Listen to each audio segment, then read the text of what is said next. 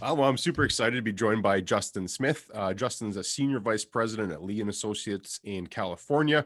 In addition to having an MBA and his master's in real estate development, he's completed over 5 million square feet worth of deals. So we're going to jump into a number of topics. I'm really excited to talk more about it. But first, thanks, Justin, for joining me on the call. Thank you for having me, Chad. I appreciate it. So the first thing I want to jump into, which might be surprising to some people, is just the size of Los Angeles's market. And you just wrote a book. I'll talk more about this a little bit later on. But one of the first things that I noticed in that book is that if you look at greater Los Angeles, so you include Los Angeles, Orange County, and the Inland Empire, it's 1.9 billion square feet worth of industrial inventory, which must make it the biggest market in North America. So first thing I want to know is just what's going on in LA right now? What's happening in the industrial market? Yeah, LA is huge. And yeah, it's one of those things where that's all I know, right? That's the only market that I've ever grown up in and worked into. But then working in other markets and getting other experience and seeing the difference is that part's interesting. And then just seeing that you get the depth and breadth of all the different users in that one market is a pretty great experience. LA in general and Orange County and the Inland Empire is as tight as it's ever been in terms of amount of space that's available, and tight enough, not where requirements are impossible, but you really have to take into account what you want may not be out there at the time that you need it or that you're looking. And then rent growth and property value growth has been not just the talk of the town, but in the amount that makes you wonder how long it can continue to do that, or to what degree. So what some figures I was looking at to update today were somewhere around the average of 7%. And I had known that we had annual rent growth averaging 7% for 2014, 15, 16, 17, 18, and 19. And then a 20 and 21, it had dipped to 3.5% and 5%. And then as we start to figure out where we go from here and where rents go from here, the averages are coming back out that we might be up to 7% is what we're trending for this year. And with expectations to be possibly 8 or 9%. And so that's interesting when you think of just paying attention to the market. But what if you are the business owner, right? And you see this, right? The first thing you've got to be thinking is, I can't believe that. That's too much. What am I going to do? And so I find that it makes for interesting conversations as you're trying to come up with strategies and tactics for how do you deal with that in your business. And so that's half the fun of what we do for work, is helping people figure that out. But that's the dynamic that we're working with right now. And I think I read recently that LA's got a sub 2% vacancy rate right now for industrial. And I'm sure that's general across the whole market, but I'm assuming you're seeing historically low vacancy rates right now as well. Yeah, when I got into the business, 10% was like your bellwether, where if you were under 10% vacant, then rates were going up, and that was what caused that pressure. And if you were above 10%, then that's when you were starting to wonder how soft the market was getting. Concessions would come out.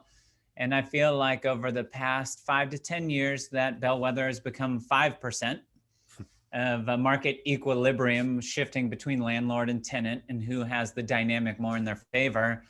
And then I'm not sure I can call what the new bellwether is, but if I had to, I would say it was like 3 to 4%. And so in certain categories of space and size segments in the greater LA basin, it can range from below 1%.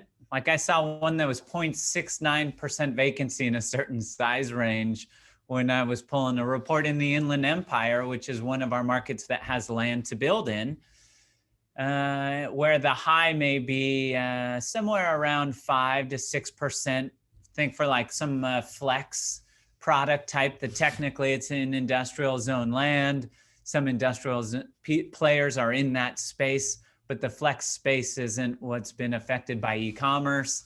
It's not where a lot of the growth is. There is growth there, but that's the lion's share is outside of the flex space. So that'll be 5, 6, not too much higher than that.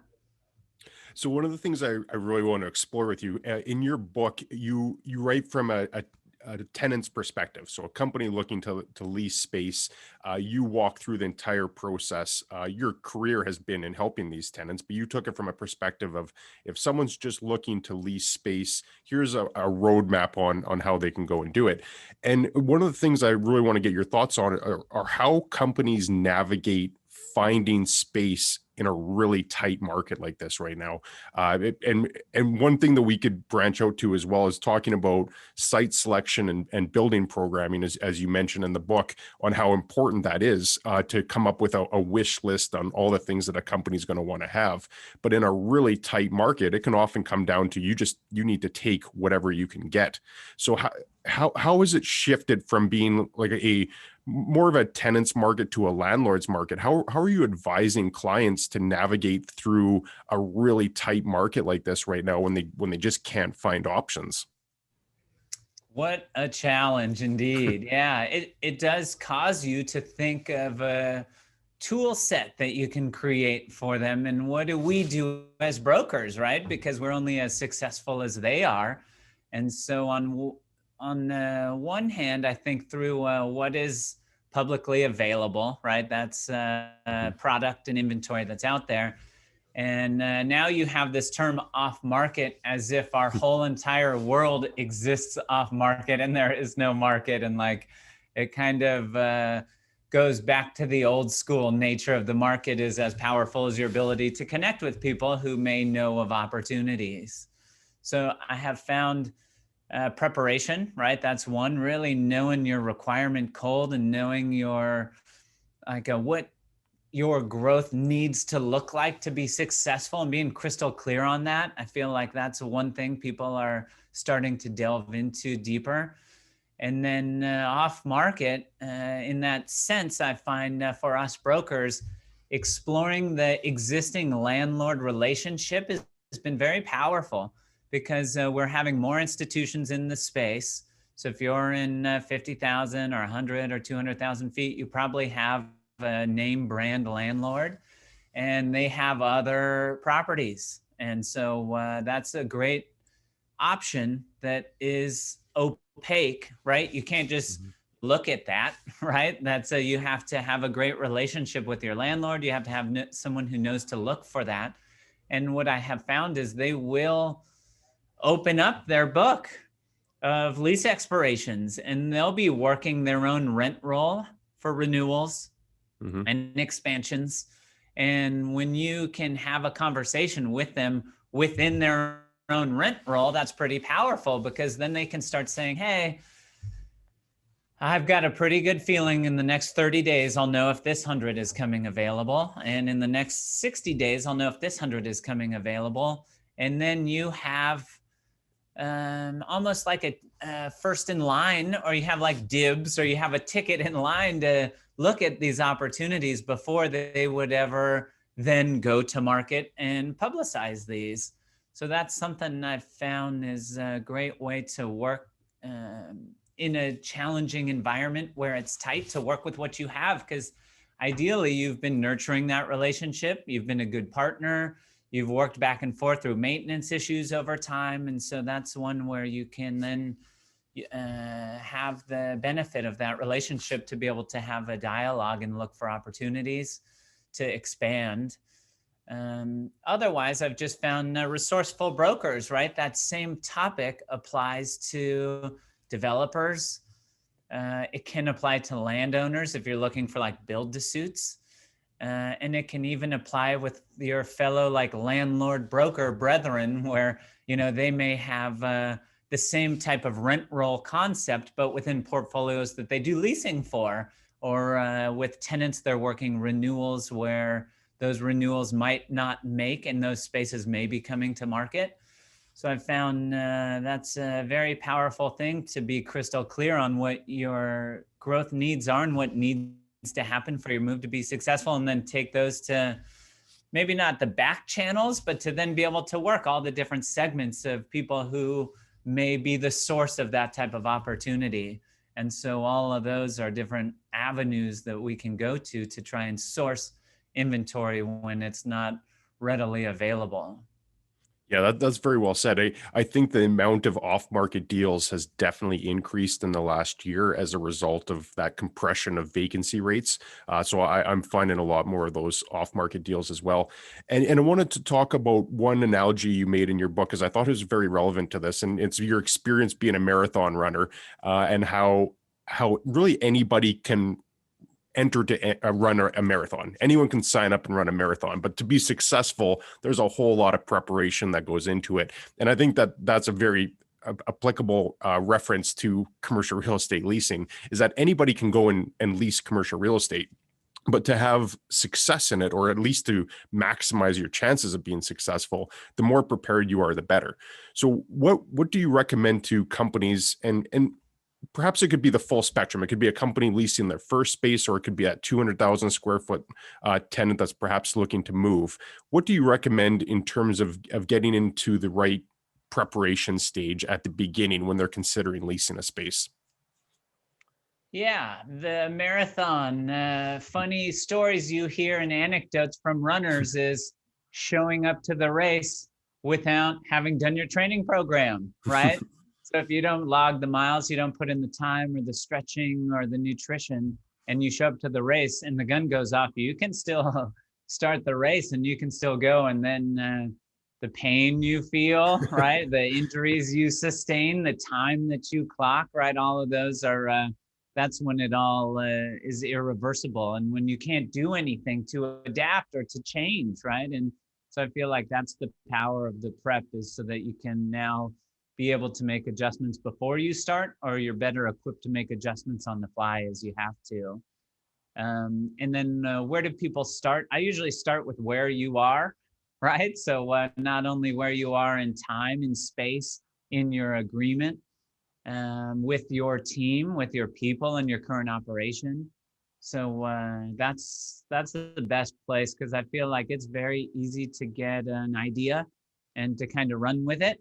But if you can stop for a moment and stop that knee-jerk reaction to just immediately get out there and take action, you can learn a couple critical pieces of information just with the lease, right? So if you've been in your space for a while, there's a time when you've got to get out, or there's a penalty if you're out late. You'll know all of these ones. There's a cost to you having to restore your space, and just knowing that. So simple, so mundane, but some don't think about that as much, or they don't think of the dynamic of what will your landlord do as time goes by. And so your landlord may say, hey, I haven't heard from you. So that sign I just put up outside your building, that's we're on the market. We have people that want your space. It's not your space anymore unless you want to pay what they want to pay, right? So I find just delving into the lease and getting hip to what it means to you, and as time goes by, is a great first place to start. And then the building is the easy one, right? Where you can walk through your building, through your warehouse, and you can talk with your people and just figure out what's working and what's not. And then think through, what's growth look like there. And so in the warehousing business, right, that's your pallets. You're taking your pallets down and you're putting them someplace else to go get the other ones. And then you're moving those ones to get them out of the way to get the new ones in. And you just find people start to stage in the parking lot, and they start to do funny things when they're out of space. So sometimes that's the simple part of just looking around the building and figuring out what's not working. But that's such a preliminary way to look at it, but it's a first start. And I feel like for people just to start to build the vision for what could be, starting with what's working and what isn't, is just a great place to start. And then with your broker, and it doesn't hurt to understand what that dynamic is, right? If the broker says, actually, inventory's starting to stack up, or they say your $10 rent that you have in your mind is really 15. Just that simple conversation is enough there for you to say, got it. Okay, I was working with old assumptions. Let me take those new assumptions and upload them in my mind as I'm looking at my lease, as I'm envisioning the future, as I'm talking with my team, as I'm looking at the building. If you just did those 4 things, the lease, looked at the property, talked with your operations and looked at operationally, and talked with your broker and just got a gut check, those 4 at least set the stage for you then to have a good, intelligent, visioning session or brainstorming session of what you think you want, where you think you want to go, how that might come together. And that's a great first play. Yeah, that's really well said. And I want to explore one point you made on there about the team, having a team involved in that process as well. A lot of big sophisticated companies will often have even an internal real estate department that helps oversee this and navigate the process. But there's also a lot of medium or small companies that don't have the luxury of that resource. So what do you typically say to a company when they're embarking on this process in terms of who needs to be involved in their team? Yeah, team is such an important concept. We all know and believe in team, but team means something different to us all at different points in time in our growth and our journey. So I have found the main players that I put in the book, I think of those are the vendors that I'm dealing with a client, or that I'm suggesting that a client speak with. Mm-hmm. So project managers, architects, furniture vendors, material handling, industrial engineers. Those are kind of like the fabulous 5, I would say, if you just had like the ones that do a lot of the heavy lifting on most deals and most assignments.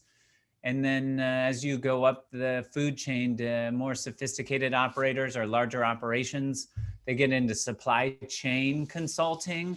They get into network analysis. They get into warehouse automation and robotics. Those are kind of some exciting things that we brokers, I think, knew of and saw a little bit, but is growing and gaining more momentum in being able to be used in more operations. But with the smallest people, right? That's you, that's me. We've worked with project managers. We've worked with architects. We've worked through space plans. We have furniture in our offices. We've seen people go through moves, and we've seen all the insides of warehouses. And it's not like brokers pretend to be those specialists, but when someone has a small team or doesn't have the team or isn't ready to spend the money on a consultation or an initial project or on a per square foot fee or on a flat project fee, it's like that. If you don't have an assistant, you are the assistant. It's kind of like that, but for your broker. So I found sometimes that's the CEO does some of those things, right? If it's a small company, sometimes it's we as brokers doing some of those things. And that's great that we can be knowledgeable enough to be dangerous, but also that we don't pretend to be that specialist. So if they do really need help in something that then it becomes more complicated, then that's when you need to bring those people in. But I'd say if you are just starting out and you don't have that experience or you don't have that team, relying on the broker is at least enough to start the conversation in those different categories, and then refer you to people.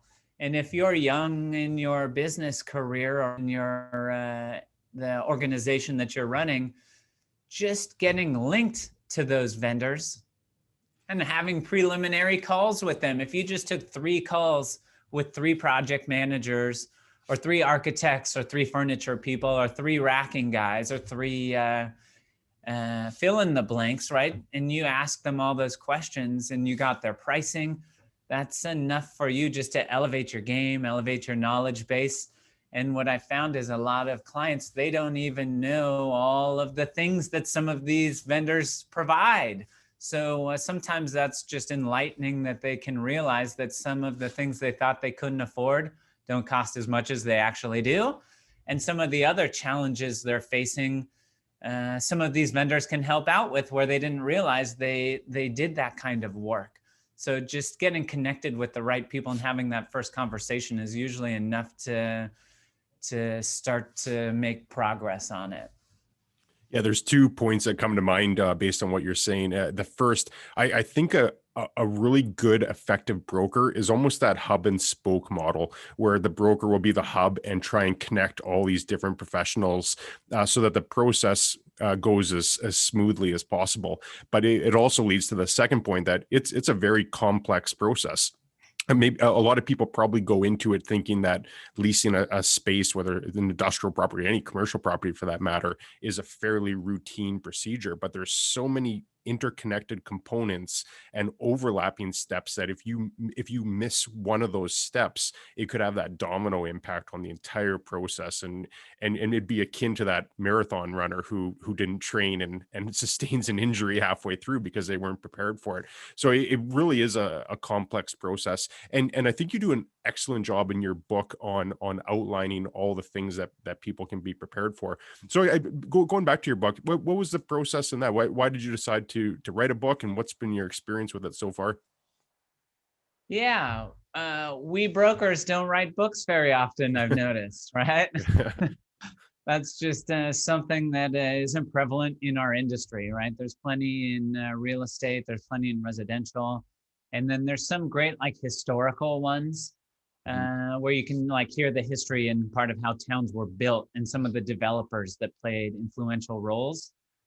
For me, Strategic Coach is a group that I'm a part of, and that's for entrepreneurs. And I've been a part of for about 10 years. And so what I love about Coach, as we call it, is it's a place where you have different frameworks for thinking through your business and thinking through challenges. And then you have open and honest dialogue with other entrepreneurs about those challenges and these thinking frameworks. And so a book was something that had just come up in one of our conversations that I grasped the idea and I wrote it down, but I didn't take action on it right away. I just marinated on it.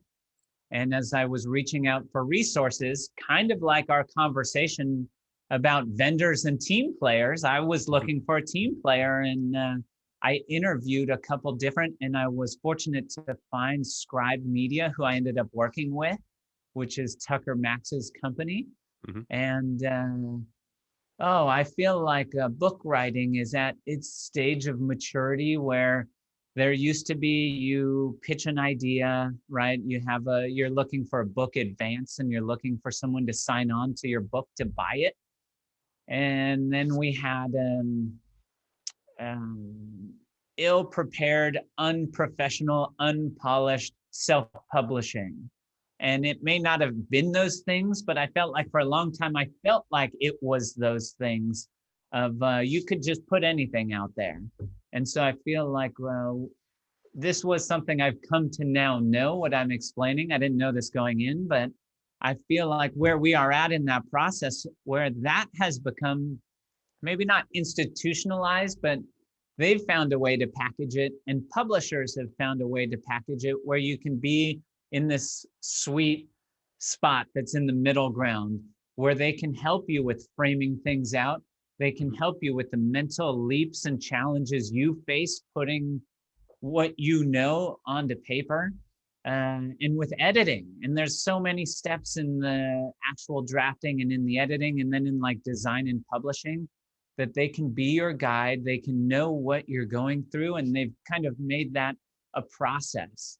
So it's not like then what you write is all sounds the same because everyone's running through the same process, right? They just have found a way where that is now one that you can run, that's you can now rely on. And I think for me, I needed to know that there was one, have confidence in it, that I could rely on it to then say, okay, I'm going to put myself out there and I'm going to take the time and make the effort to put that together.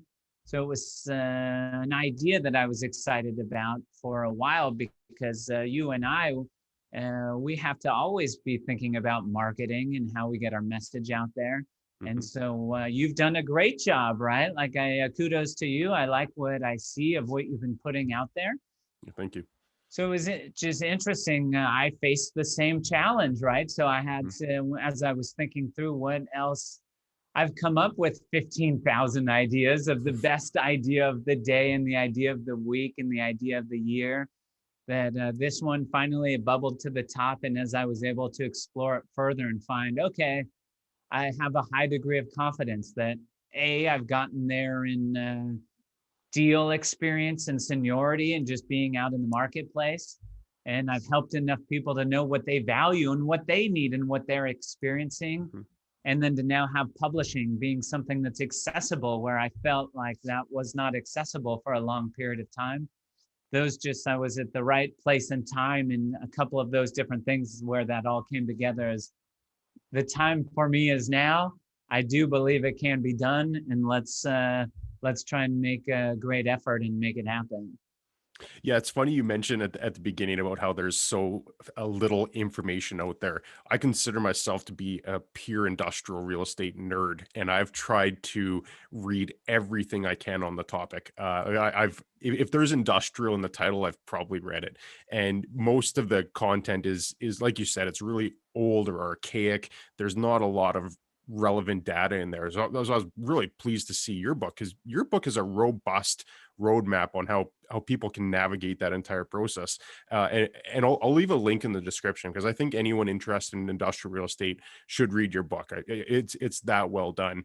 I'm actually going to do a video at some point in the next couple weeks here where I'm gonna go through. I'm gonna pull off all the books that I have that I've really enjoyed about industrial real estate, and I'm gonna put yours at the top of that list because I think it's a modern great roadmap on what people can do to follow that. So I really commend you on writing that. I think you added something to the body of knowledge that was really needed. So I commend you for that. Thank you, Chad. I appreciate it. Awesome. I'll wrap it up with that because I think that was an awesome conversation. I really enjoyed chatting with you. I'll leave a link to your book. I'll also leave a link to your website where people can follow up more. We didn't get a chance to talk about your podcast. I stumbled upon that after reading your book. So perhaps people can check that out. I'll definitely check it out as well myself. But any other way that people can get in touch with you, website, link to your book, anything else? Yeah, LinkedIn. I LinkedIn. feel like that's such a great connector and Mhm. it's very accessible for everybody. And we brokers are easy to reach. Yep. We're always pretty accessible. So that's a great place to reach out. Okay, I'll put a link to your LinkedIn as well in there. And thanks again, Justin. Really appreciate the chat. Yeah, thank you, Chad. It's always exciting to unpack, right, different ideas and when you like broach different topics from another angle and at another point in time, right? There's always new learnings that come up. So I appreciate you making yourself available and being interested. Likewise, I will certainly be in touch. And if I'm ever in California, I'll look you up and we'll grab coffee. Cool. See you, Chad. Okay, thanks, Justin. Take care.